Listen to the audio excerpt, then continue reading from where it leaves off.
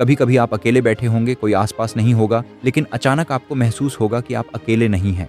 कोई है जो आपको देख रहा है, कोई है जो आपको संभाले हुए है। एक सघन मौन आपके चारों ओर छा जाता है, बिना किसी कारण के मन का अचानक शांत हो जाना। अब आप कहेंगे कि शांति तो हम सबको चाहिए, इसमें नया क्या है? लेकिन ध्यान दीजिए, ये वो शांति नहीं है जो किसी फिल्म को देखकर या छुट्टी पर जाकर मिलती है। ये एक ऐसी स्थिरता है जिसका कोई बाहरी कारण नहीं होता। वही ऑफिस का तनाव है, वही घर की जिम्मेदारियां हैं, वही शोर शराबा है, लेकिन अचानक आप पाते हैं कि वो चीजें अब आपको उतना विचलित नहीं कर रही। जहां पहले आपको छोटी छोटी बातों पर गुस्सा आ जाता था या बेचैनी होने लगती थी, कई बार साधक कहते हैं कि शुरू में तो बहुत शांति थी, पर अब सब गायब क्यों है? क्या भगवान ने सुनना बंद कर दिया? मेरे गुरुदेव कहते हैं कि यह मौन दंड नहीं बल्कि दीक्षा है।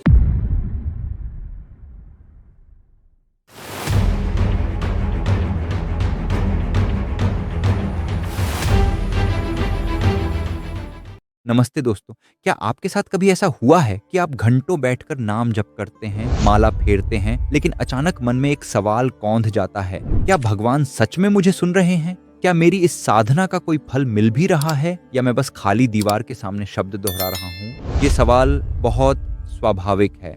हम इंसान हैं, हमें प्रमाण चाहिए होता है, लेकिन याद रखिए, ईश्वर कोई रसीद नहीं काटता, वो उत्तर अनुभूति में देता है।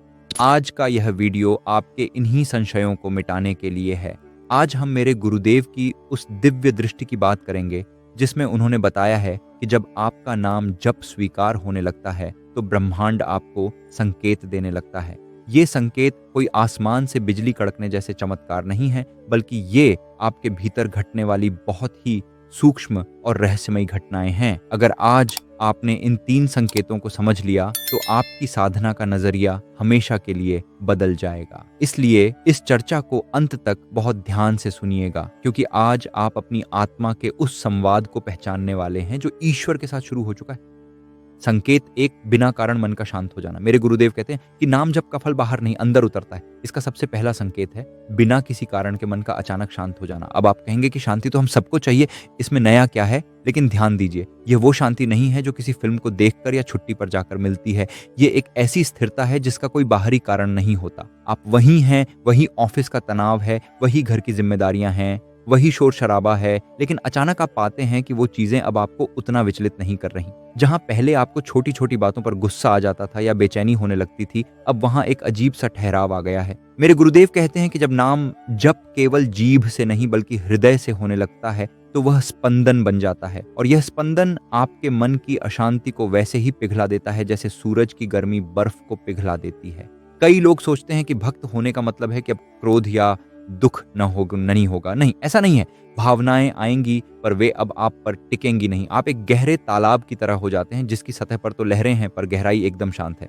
अगर पिछले कुछ समय से आप खुद को पहले से ज्यादा स्थिर महसूस कर रहे हैं तो समझ लीजिए कि आपकी पुकार सुनी जा रही है। दोस्तों, नाम जप की इस गहराई में उतरने और मन की इस शांति को स्थायी बनाने से पहले मैं आपके साथ एक बहुत ही महत्वपूर्ण और जीवन बदल देने वाली जानकारी साझा करना चाहता हूँ। इस वीडियो में आगे बढ़ने से पहले मैं आपके साथ एक बहुत ही महत्वपूर्ण और जीवन बदल देने वाली जानकारी साझा करना चाहता हूं। क्या आप दूसरों की जिंदगी में खुशी, कॉन्फिडेंस और इनर पीस लाना चाहते हैं? सेल्फ अवेकनिंग मिशन प्रस्तुत करता है smiling life meditation trainer course. हमारे मार्गदर्शन में सीखिए स्माइलिंग बॉडी, माइंड और हार्ट की पावरफुल टेक्निक्स। बनिए सर्टिफाइड ट्रेनर और कम्युनिटी में रियल पॉजिटिव इम्पैक्ट लाइए। सीट्स लिमिटेड हैं, आज ही ज्वाइन करें। खुद को बदलने के साथ साथ दूसरों के जीवन में रोशनी लाने का यह एक सुनहरा अवसर है।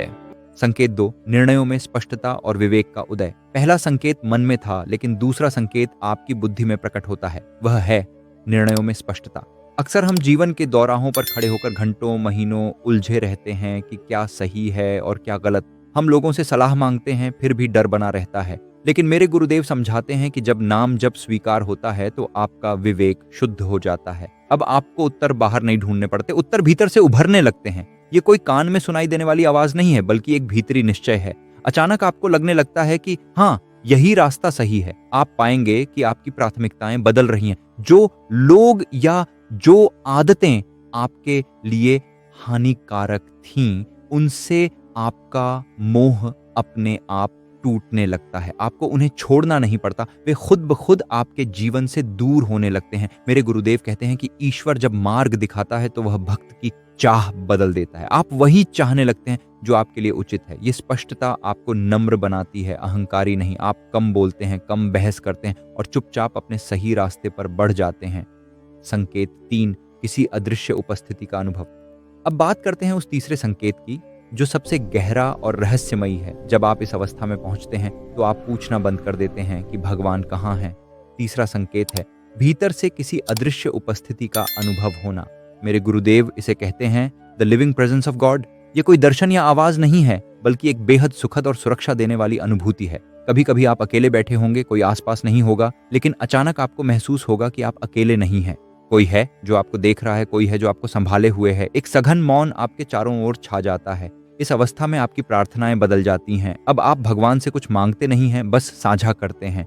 जैसे एक बच्चा अपने पिता का हाथ पकड़कर निश्चिंत हो जाता है कि अब उसे कुछ नहीं होगा, वैसे ही आपके भीतर एक गहरी सुरक्षा की भावना घर कर लेती है। संकट आने पर भी अंदर से कोई कहता है डरो मत, मैं हूं। ये एहसास ही इस बात का सबसे बड़ा प्रमाण है कि आपका जप केवल होंठों तक सीमित नहीं रहा, वो आपके अस्तित्व का हिस्सा बन गया है।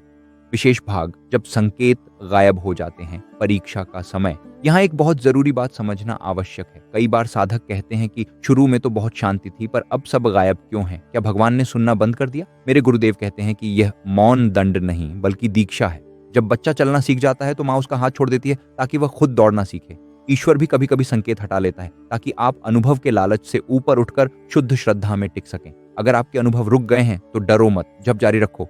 अब आपकी परीक्षा है कि आप ईश्वर से प्रेम करते हैं या सिर्फ उन अच्छे अनुभवों से।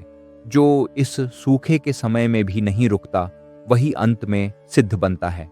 तो दोस्तों, नाम जप केवल शब्दों का दोहराव नहीं है, ये अपनी आत्मा को परमात्मा के साथ ट्यून करना है। अगर आपको इनमें से एक भी संकेत मिल रहा है तो आप बहुत सौभाग्यशाली हैं, और अगर नहीं मिल रहा तो निराश मत होइए, बस बीज बोते रहिए, अंकुर सही समय पर जरूर फूटेगा। याद रखिए, ईश्वर का सबसे गहरा कार्य शोर में नहीं, मौन में होता है। चलते फिरते, उठते बैठते उस नाम को अपनी श्वास में बसा लीजिए। अगर आज की इस चर्चा ने आपके मन के किसी कोने को छुआ हो तो हमारे साथ जुड़ दें। चैनल को अभी सब्सक्राइब कर लीजिए और कमेंट में जरूर लिखें, मैं नाम जप करता हूं।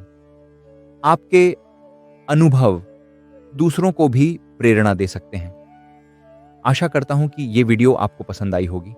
वीडियो पसंद आई तो वीडियो को लाइक करें और कमेंट करना ना भूलें। मिलते हैं अगले वीडियो में, तब तक शांत रहें, सजग रहें और उस परमपिता की उपस्थिति को महसूस करते रहें। धन्यवाद।